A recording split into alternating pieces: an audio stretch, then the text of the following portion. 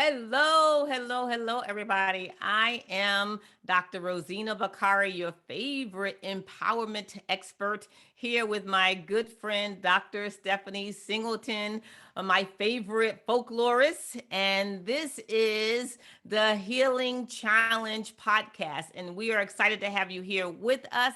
And you know, Dr. Singleton is going to ask me all the tough questions on the topic today: healing generational wounds. So I am excited to have all of you all here, and I want to know what's up, Dr. Singleton. What's up, Dr. Bakari? What's up, everybody? Thank you for joining the podcast, and we have a toughie for you today. So before we get started, please share this podcast to your friends, to your family, and even your frenemies on all your social media platforms, because somebody that you know is looking to be whole. And two halves don't make a whole, so it just makes a whole.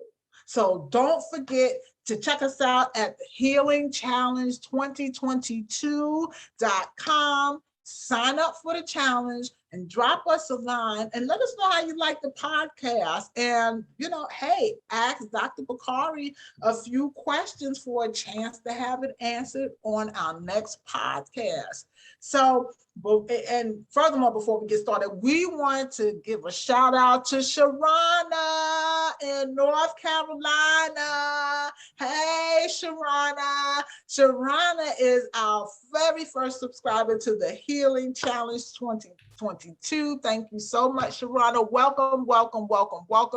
We are happy about everyone who is already registered, and we look forward to your registration too. So now, with all that being said, okay, buckle up, everyone, because today's discussion is on a hard but necessary topic. So luckily we have Dr. Bakari to help us with this and get us through this. So we may step on some toes today, Dr. Bakari, okay, all right, with this one, because we're digging really deep here. So everybody just get your pens, pencils, journals, papers, whatever, because I'm telling you, you're going to want to take notes for this one. Okay, so without further ado, we're just into it. Okay, so my first question, Dr. Bakari, is this topic of generational wounds. We've been hearing a lot about that recently, but break that down for us. Explain exactly when people say generational wounds, what are they referring to? So when we talk about generational wounds, and that's a really good place for us to start today, we're really talking about the passing down of emotional responses to unhealed wounds. And so there are a lot of ways that wounds come into our lives. Wounds can come into our lives as individuals. Someone individually hurt me. They can also come in systemic ways when groups of people are subjected to oppression or harm or catastrophe, like Hurricane Katrina or like the Ireland famine, for example. And people then have to develop some tendencies that help them survive whatever those experiences are. So the tendencies and behaviors, our behaviors shift toward survival of an event. But sometimes if we don't process further those events, then the behaviors that we take on for survival can get passed down to the next generation. But those behaviors then become maladaptive because that danger or threat is no longer present. So it's just us playing out the unhealed wounds of our ancestors. Sorry about that. These generational wounds, okay, these are being passed down. It could be from trauma, it could be from several other things, okay, that we can pass these down. So can you give us an example of some of these wounds and how people got them? Sure. So let's say on a one-on-one basis, for example, I work a lot with adult survivors of childhood trauma, whether it's sexual trauma, emotional trauma, physical trauma. And that's an individual who's in an unsafe environment. Because they're in an unsafe environment, they then have to develop survival techniques instead of developing in the way that is optimal to human beings' own enlightenment, personal, spiritual, mental growth, right? Instead, they develop patterns for survival.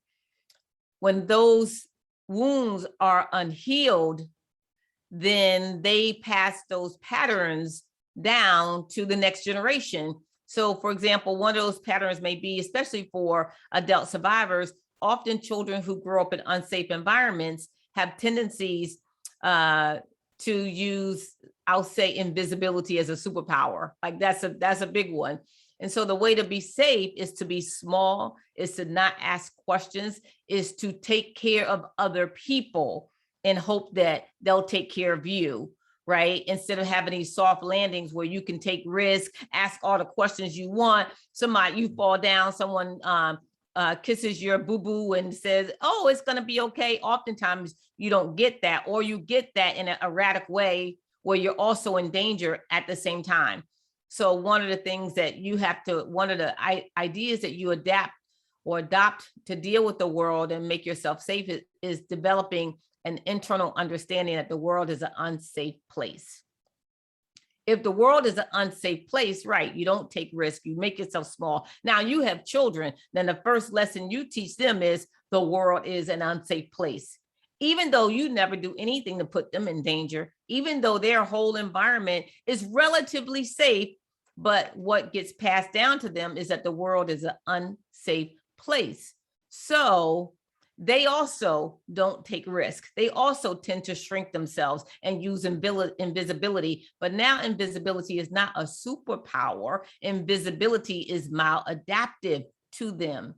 I believe this is one way that we get so many children who underachieve or become only mediocre, because no one ever teaches them to show up big in the world, because they can be raised by parents who learned that invisibility was a superpower.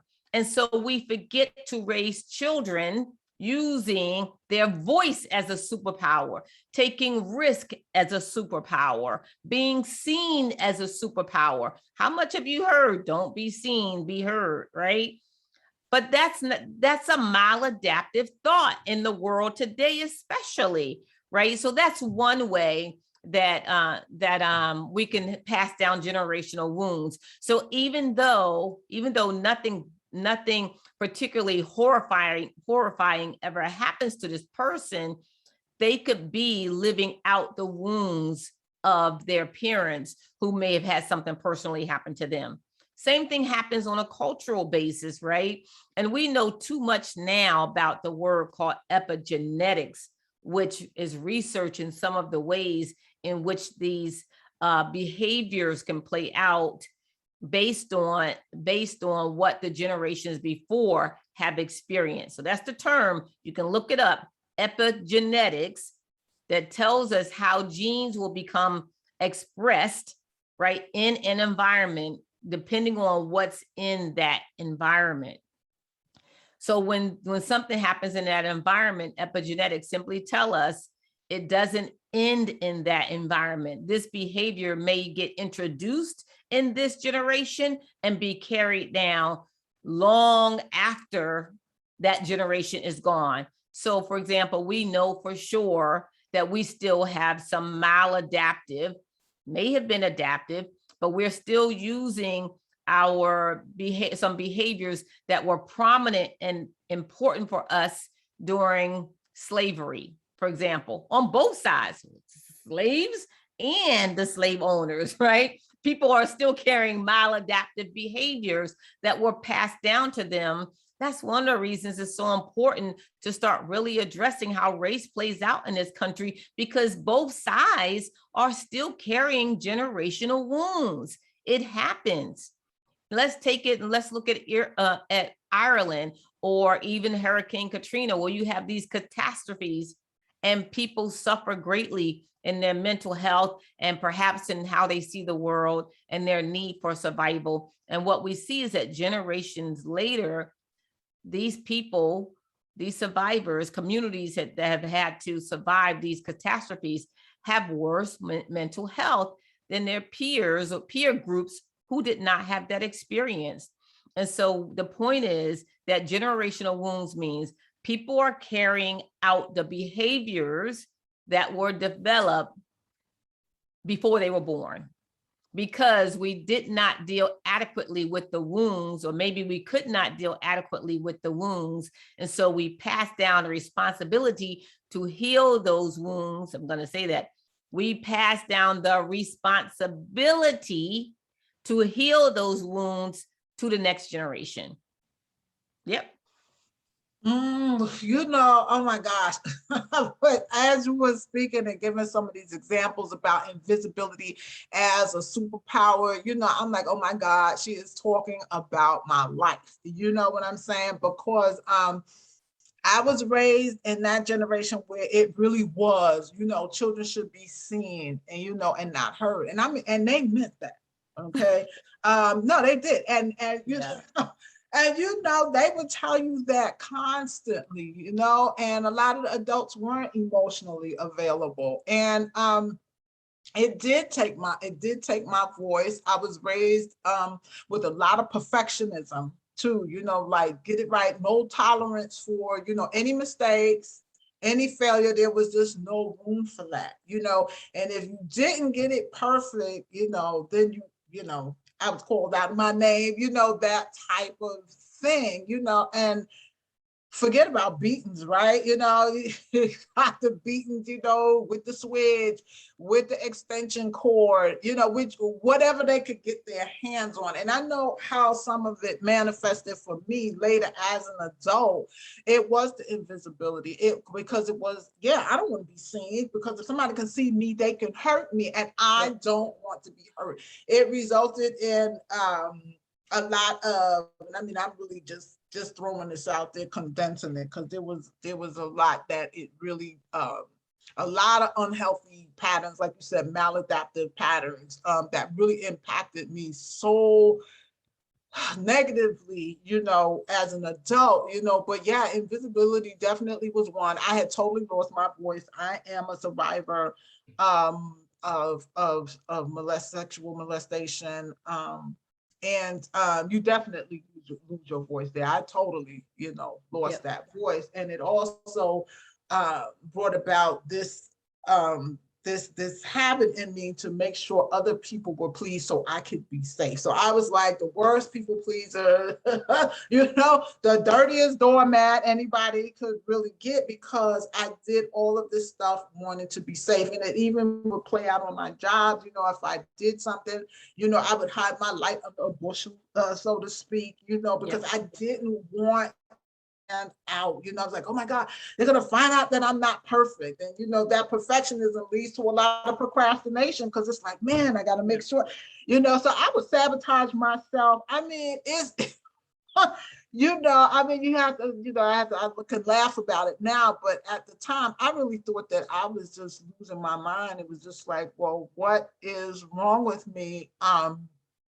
But then as I started trying to work through some of this, it was like, oh, okay. And it helped me that I knew a lot of my parents' backstory.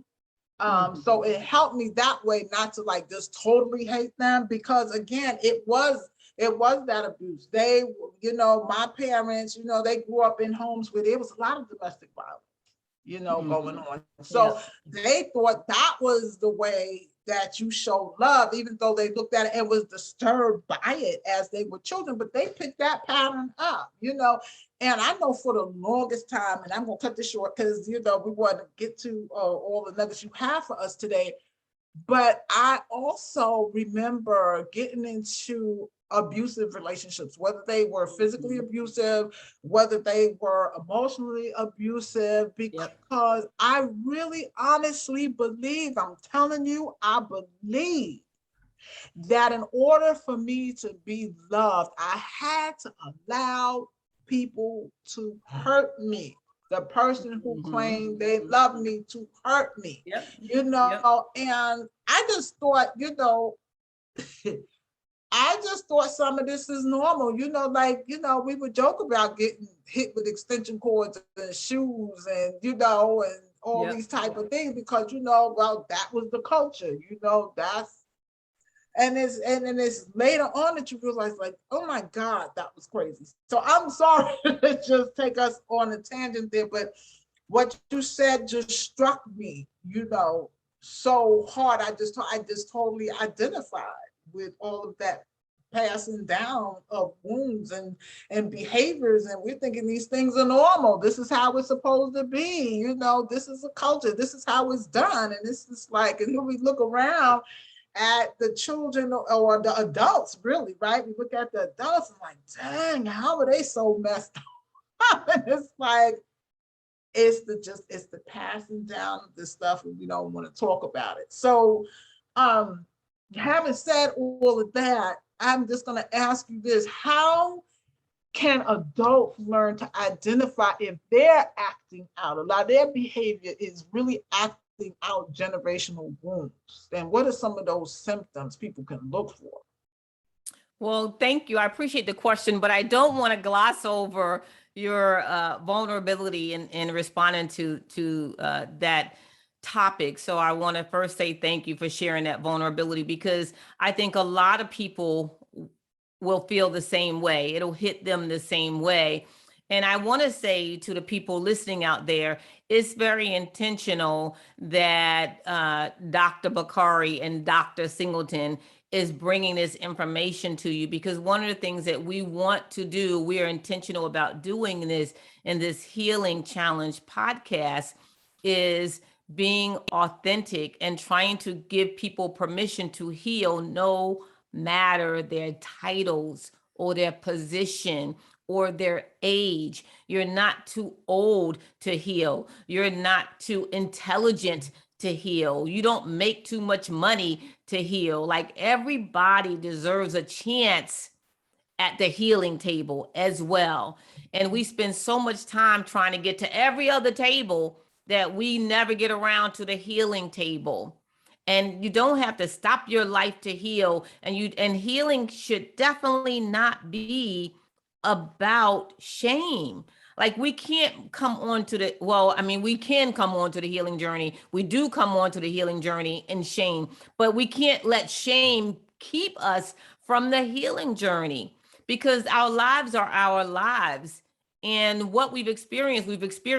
And this is why this topic is so important, because no matter what we have experienced, we don't want to pass down this responsibility of healing these generational wounds to the next people who come behind us. So this is really what the Healing Challenge is all about. I dare you to heal the wounds that you came into this world with, in addition to whatever you added on top of that. And so people who assume that they have nothing to heal, I'm going to tell you, there's few of us that have nothing to heal. Few of us. Some of us have more to heal than others. Some of the healing is more obvious than others, closer to home than others. But there's too much that has happened in these last 100,000 years and 100 years to assume that we don't have anything to heal, right? That just means we haven't looked at it yet. So I just want to thank you for really leaning into that vulnerability, because I know it's a big part of our podcast, Dr. Singleton, and I appreciate you for that. That being said, how do people know when they have something to heal? Well, I will tell you the reason why the book is called The Healing Journey, Relationships and Wellness Guide, is because people can hide a lot. Like, yeah, you can get letters behind your names. You can get fat bank accounts. You can travel the world. But for so many people, where the telltale sign is in relationships. The telltale sign is in relationships. Now, it may not be in your intimate relationship. It may be in your, like you were saying, Dr. Singleton, it may be evident in your relationships at work. You may have a great partner, get along fine, but at work, you fired every 2 years or less, or you can never get that promotion because nobody really wants you in charge of anything, or you're stuck in a position because you feel too small to apply for anything else. And so it can be affected in your career relationships with people. It can, of course, be affected in your birth family. I had a lot of things together in my life, but I was still having dinners with some of the people who violated me. in one way or another, well into my 40s. That's not a healthy thing. Now, I know some of you might argue, oh, that's okay. No, it's not okay. It's not okay. It's denial. And when I don't deal with those wounds, I leave it to the next generation. I'm not leaving anything to the next generation. The dysfunction, the unhealed wounds stop here. They stop here. Right. And so look at the relationships that you're having, not just somebody loves you, so you must be doing okay, but look at the relationships with your children. You're having complications with your children. I know I stepped on some toes there, right? But people use their kids' escape. It's always the kids, right? It's always the kids. This kid don't listen, right? That sort of stuff. So I would say first and foremost, really be honest with yourself about how you are engaging in your relationships with people. If you have any area of relationships that have a lot of conflict in it, that's really a telltale sign. And usually, if you can't find any other symptoms, you'll find it in those relationships. So I would say that. Of course, physical health is another one. When you constantly have these physical ailments, particularly and we all know, if we don't, there's a gazillion pieces of information. You don't have to look far about the relationships between our mental wellness and our physical wellness or physical outcomes. Mm-hmm. There's a whole field on that. It's called ACEs, ACES, Adverse Childhood Experiences Research. Ton of research that really let us know with no uncertainty that our emotional well-being impacts our physical well-being. So if you're having these conditions and you can't figure out what's wrong with you, or you can figure out what's wrong with you, but you can't seem to manage it or get it under control, sometimes it is true that our wounds manifest as physical wounds or some type as well. And so that could also be a telltale sign, especially when you have things like, here's a big one, stepping on some toes, gastrointestinal is huge for unhealed wounds. It often manifests as the inability to literally to digest your food properly and eliminate waste. Lots of people have that. Lots of research tells us that there's a connection between our emotional wellness and gastrointestinal issues. We know for women, a lot of times menstruation is either too heavy or is absent or something goes wrong within that system. For some people, it's the skin condition. So there's a number of ways that it shows up physiological for us, particularly when we are living in denial or we're not adjusting those maladaptive behaviors into healthy behaviors. So it could show up that way as well. So, and again, we talk slightly about careers because you're not getting along, or oftentimes people just become underachievers. Even with letters behind our names, we can become underachievers because we're still using invisibility as a superpower to keep ourselves safe. So those are just some of the ways that people can look and ask. And also, and one more thing, sorry, big one. Here it is, stepping on everybody's toes now. Anger is not a cultural characteristic.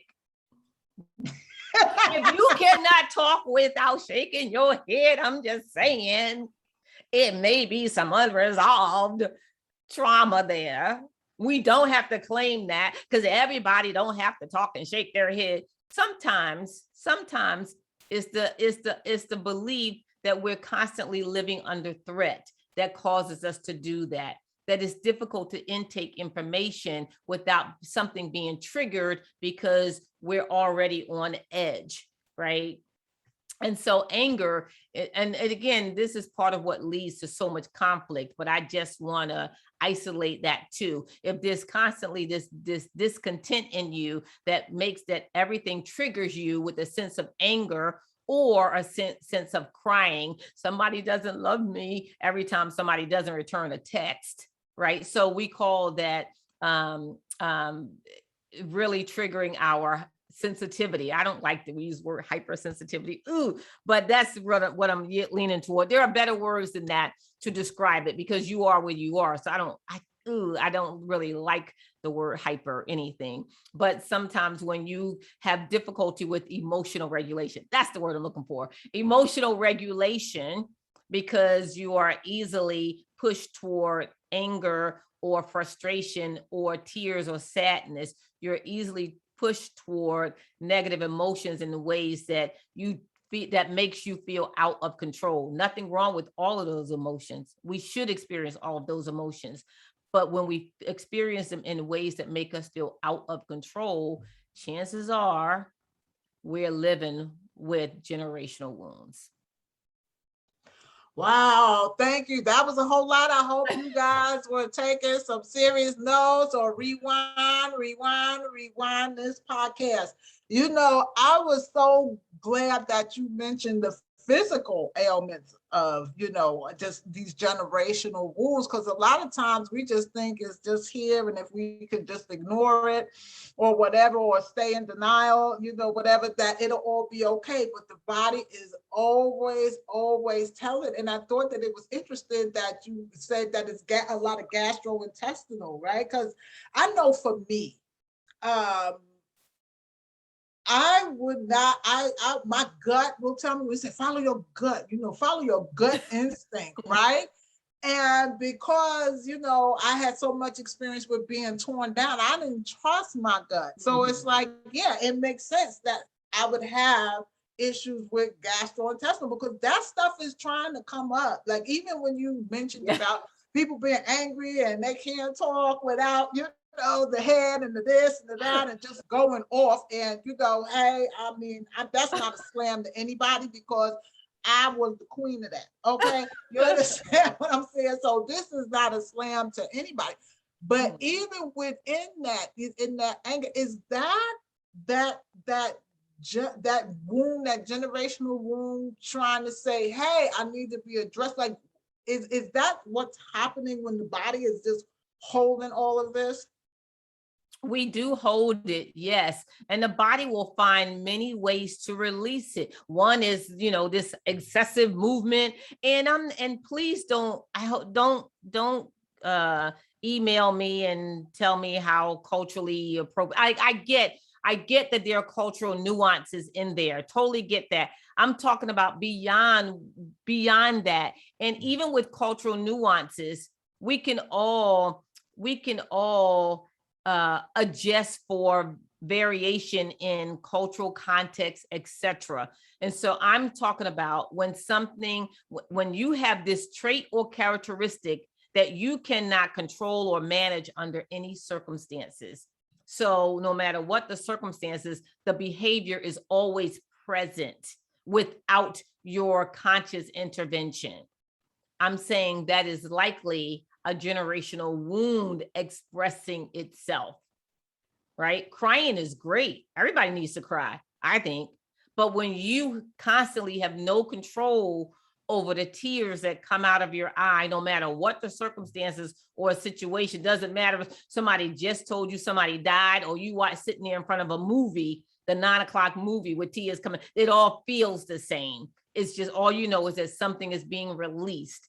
I'm saying when you have no control over what's happening to you emotionally, then that is something to look at, because generational wounds will keep cueing you in to take a peek inside. Take a peek inside.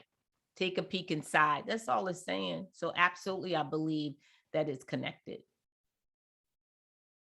Isn't that scary though? I know that was like so scary to like sit with it, because that's not your instinct, right? When you start feeling pain, it's like, no, I want to get out of this, you know. So, you know, then we're taught, well, think of something else. Or I know what was big, used to be big in my family back in the day, or with my grandmother, was, you gotta pray, you're not praying hard enough. That, you know, all of this type of stuff to try to really distract from the fact that we're in pain, you know. And so that's a hard thing. And I think I maybe you want to speak to this more, that, you know, the only way out is through, and like you just That's what we it's say. important, yeah, to sit with it. Yes. The only way out is through. And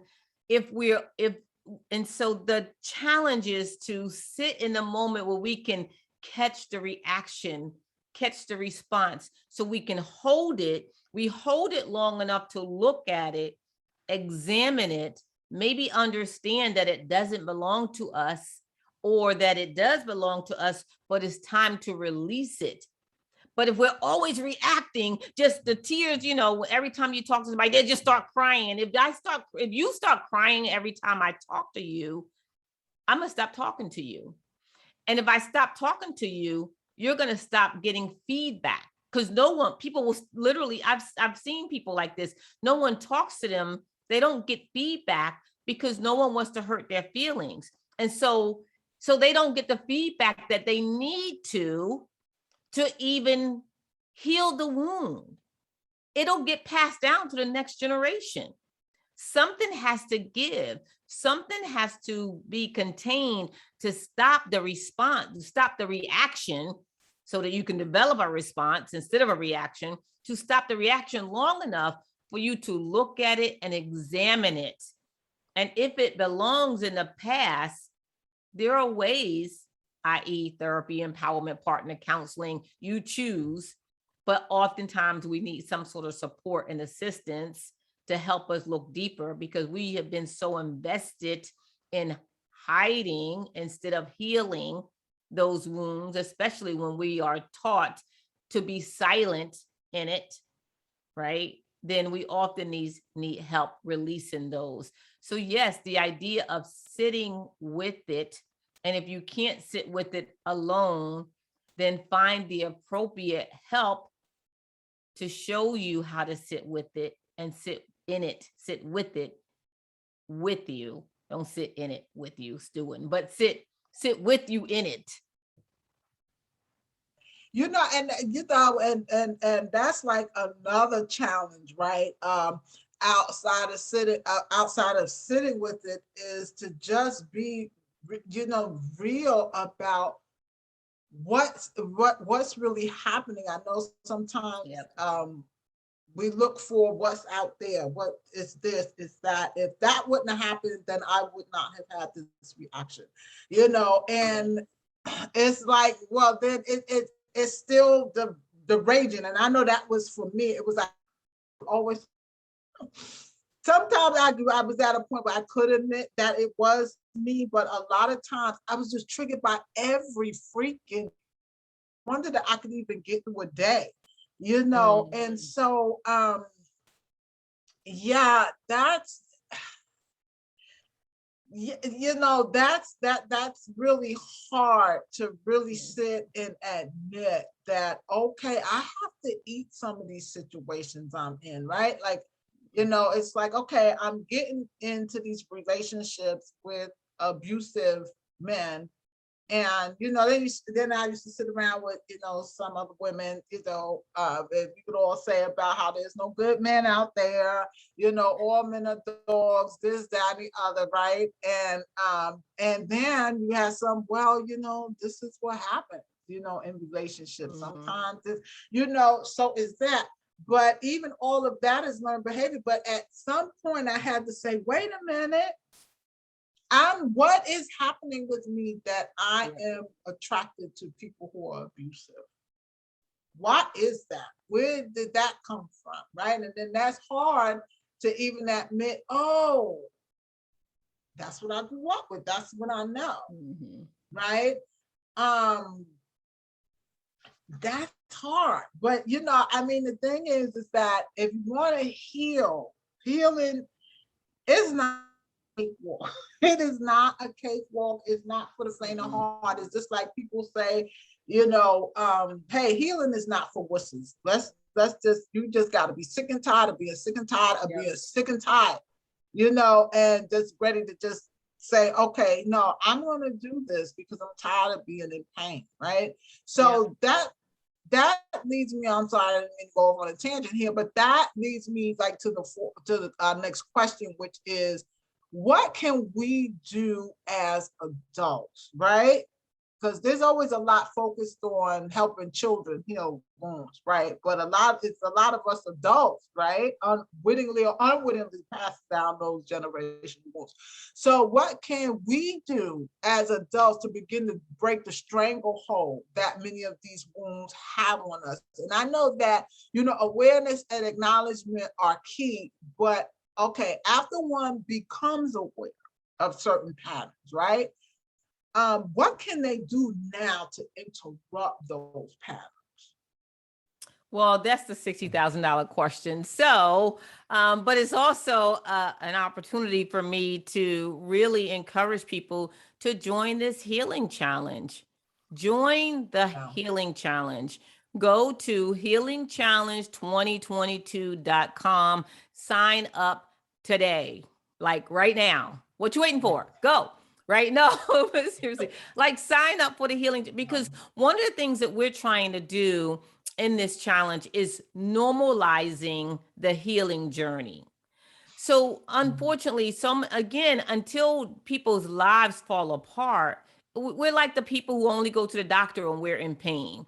We know that's not a great thing, right? But we don't pay attention to what we're doing. We're just like, oh, I got a pain, I go to the doctor. And it's not when we first get the pain. It's when we can no longer walk, or when we are, doubled over, or, something else. And so we do the same thing emotionally. Like, we don't seek help until, someone had put all our stuff out on the street, right? Or someone has bankrupt us, or something else. Well, we find out we can no longer deny that an extramarital affair is going on. Something big has to happen.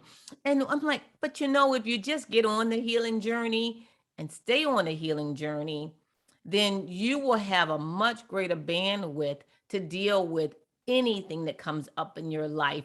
And you're not just constantly in crisis mode, only able to hang on when crises come. And then we deal with the crisis and we go back to survival mode. So as we are now, most people fluctuate between survival mode and crisis. Survival mode and crisis. They deal with the crisis, then they go back to survival mode. Then they wait for the next crisis. That's what I call, and we've talked about this before, and we'll talk about it again, addiction to pain. Because the pain never really subsides or go away, right? One of the things that happen is that when we don't deal with those generational wounds, then we develop a high tolerance for pain so that we don't have to heal it. That's what the mind does. It's like we develop a high tolerance for pain so we don't have to heal it, right? Wow, So that's something. right. And so what do we do? What we do is start paying attention and addressing, to understand and see and admit how it shows up in our daily lives every day in ways that's not a crisis, but surely is inconvenient, less empathy, right? And we're not quite getting what we want. So throughout our day, we find ourselves needing to be right. That's a big one. When you find yourself needing to be right, just needing to be right, that's a good time to say, what's that about? When you find yourself worried, anxious, because the person that you text didn't text you back in 4 hours, and you're now wondering, what's wrong with them? Am I good enough?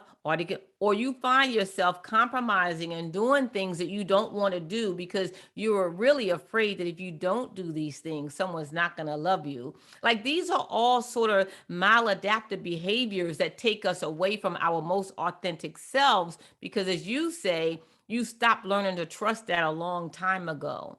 And so what we do the small things. Don't wait for the big things. You heal it little by getting on the healing journey, changing the environment in which you cultivate these maladaptive behaviors, or they support these maladaptive behaviors. That may mean getting some higher quality friends, meaning friends who have high value for mental wellness, right?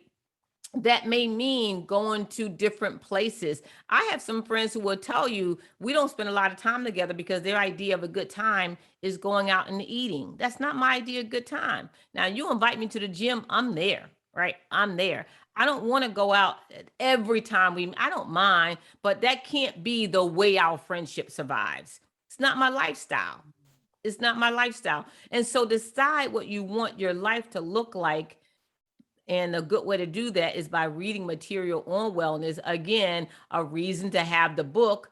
So start recreating a life that's peaceful and based on agreement, not compliance, right? I'm just doing what people want to do because I don't think people are like me if I don't, right? So, but you have to start reading about what wellness is, because when we have not been introduced to wellness and we have not spent a lot of time in environments where wellness matters, we don't even know that we are unwell. We think you have to, we think you're supposed to fight with your partner all the time. That's not true. We think you're supposed to beat your kids until that's not true. We think you're supposed to cuss out the teacher if she don't give your kid so learn. We may need to read a book or two, listen to some tapes, experience in the world, and know that there are some people out there like Dr. Singleton, like Dr. Bakari, like some people who have no letters behind their name, who literally live in peace most days, not second by second, but we know how to grab it. We know when we have the absence of it. And when we have the absence of it, we know how to restore it, because we understand that that's what we're constantly moving toward. When you're with people who are constantly moving toward conflict, that is also where they're going to lead you. Yeah. So I say the short answer is pay attention, pay attention, pay attention. Because those coming behind you deserve it. And so do you. Oh my goodness. Yes, yes, yes, yes, yes. All of that. And that's why this community that we've created is so important, because, you know, you're not isolated and you are around people who are working towards becoming a better them, so to speak. Not that anything is wrong with us, but the best version, you know, of ourselves, that we're showing up in the world, as opposed to, well, I'm just trying to survive my life. You know, and it's so, I can't express how important it's been just to have people who know the deal, you know, and they're not judging you, you know, and they're not telling you what to do, you know, because so many of us, like you said earlier, we just don't have the space to even be vulnerable. To even say, hey, I'm hurting, to even say, hey, I need help. That was like the hardest thing for me to say for a long time was, I need help, because it's like, you know, I was like strong Black woman syndrome, you know, I can, you know, I'm not supposed to let this crack me, or, you know, all of this type of stuff, you know, but to have a community where, get it, I know it. And, you know, you can just release all of that. That is so important. So thank you so much, Dr. Bakari. Would you like to read an excerpt from The Healing Journey? Everybody, you know, this is the book. Yes. Can you hold it to the light, because it's blurry? Let me get mine. It's blurry. Okay. Are we getting it now? Let me see. Mine is blurry too. It's hard to get in there. It's hard to get it in there. Okay, there we go. The Healing. Oh yeah, I can see that better. Yeah, there we go. The Healing Journey by Dr. Rosenna Bakari, The Healing Journey, Relationships and Wellness Guide. Okay, and when you go to Healing Challenge 2022.com, you can see where you can also order the book. So yes, indeed, because we're gonna jump into it in January. I mean, into some detail. You want to have your book. So, okay, are you going to read an excerpt for us? Yes, I'm going to read a little excerpt from it. Okay, little excerpt. Awesome. Changing our familiar usually requires changing our inner circle. While many people attempt to change something small while keeping everything else the same, healing immerses people in change. The easiest way to initiate change is to open ourselves up to new experiences. Instead of convincing ourselves to reject holiday invitation from our family, we can say yes to a friend's holiday invitation. Of course, we must first embrace the part of the healing journey in which we make friends and begin spending time with them. Change is not simple, and it doesn't occur overnight. Living in toxic environments during childhood strips us of the opportunity to discover who we are. Groomed as secret keepers, enablers, caregivers, and hostages, we learn to focus on others instead of ourselves and center our likes, dislikes, and goals around safety instead of growth. In a dysfunctional environment, safety is perceived as the condition in which harm is absent. Children may think if they're not getting into trouble or disappointing people, they're safe. Adults may continue trying to create the conditions for an absence of harm by engaging in perfectionism, hyperempathy, or numbing behaviors. But avoidance of harm is not the same as safety. And this focus on staying safe does not support us in growing into our authentic selves. Getting to know the familiar parts of ourselves that have always been resourceful, brave, and talented rewires the brain. It may require spending time in new places and doing new things. I started writing almost daily when I began the healing journey. I was discovering a whole new aspect of myself. Once I began exploring my inner child, I had to train my body to stay awake past 11 o'clock to participate in open poetry nights. These events often lasted until 1 o'clock in the morning. A few years into the poetry scene, several people showed me poems I had written that I didn't remember writing. I also found decades-old writing projects that I had forgotten about. I'll never know how much I had written before I knew I was a writer, but I'm so glad that I rediscovered it. The more I healed, the more I wrote. The more I wrote, the more I healed. Writing to heal was connecting to my inner child. So go within to find your joy and your laughter and help build a healthy familiar. When the outer world misunderstands or rejects the new you, your inner world must be strong enough and confident enough to continue the restructuring. Permit yourself to experiment instead of expecting to have all the answers. Learning that life is not a pass or fail test. Life consists of trial and error. It requires resilience and tolerance for the unfamiliar. You don't need to go on a fancy, expensive trip to find yourself.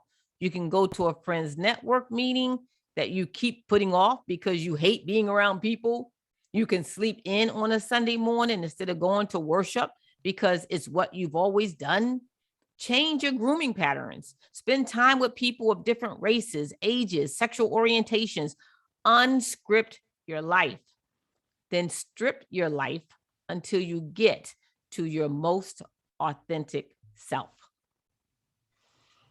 Oh, thank you. That was wonderful. What page can people find that on? I know, I was trying to find that. It's May. I was trying to find the page. I was reading off and I can't. May? It's in the... I'll tell you in a second when I find it. I believe it's May. The title, Nobody is Normal. When Pain is the Familiar. That's May. That's called, that chapter is the May chapter, When Pain is the Familiar, page 81. Ooh, page 81. Okay. Yes. You guys that have the book and want to really I want to revisit that healing journey. Oh, I got to get a better shot of this. Yeah, the healing journey. Yes, indeed, Dr. Rosenna Bakari.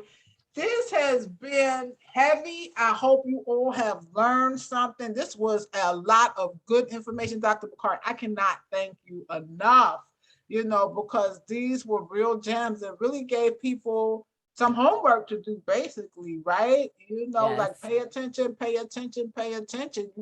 stop in the moment, and sit with that, sit with why was I triggered by that? You know, at least that's a start there.